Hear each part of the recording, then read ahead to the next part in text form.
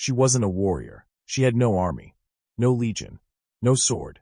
Yet she brought the Roman Empire to its knees. Mark Antony, Rome's undefeated general.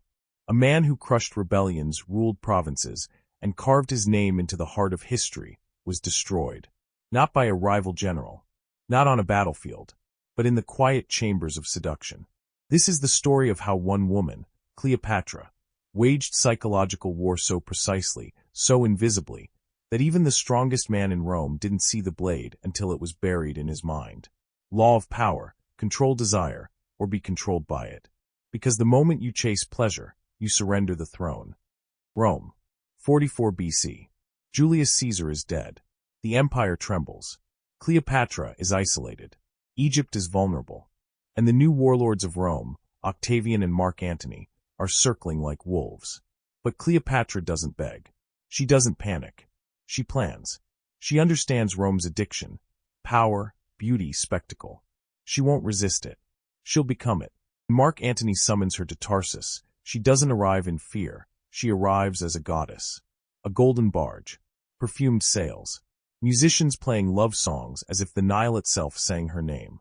She dresses not as a queen, but as Aphrodite, the goddess of desire. Antony expected an audience. Instead, he got a performance. That was her first strike. But Cleopatra wasn't after admiration. She was after obedience. And she was just getting started. Have you ever wanted something so badly you didn't see the cost? That's exactly what happened. Rome began to whisper. Antony was no longer Roman. He was hers. He was Egypt's. Cleopatra didn't seduce the man. She seduced the image he held of himself. And when war came, Rome versus Egypt, Mark Antony chose her. The Battle of Actium was a disaster. They fled, cornered, surrounded. Then came her final move. She fakes her death. Antony, heartbroken and blind with despair, falls on his sword.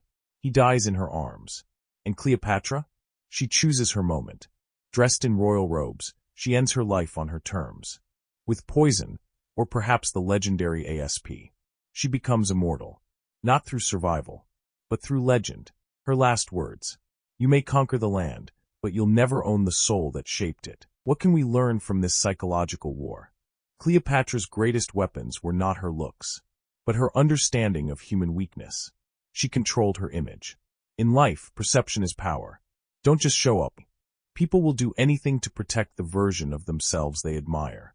Give them that, and you control their actions. She used mystery. She never revealed too much. People fear what they can't predict. How to apply this? In business, build desire. Don't demand attention. In relationships, maintain boundaries.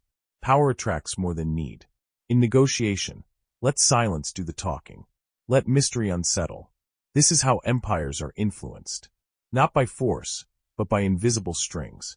But power cuts both ways. How do you protect yourself from being seduced?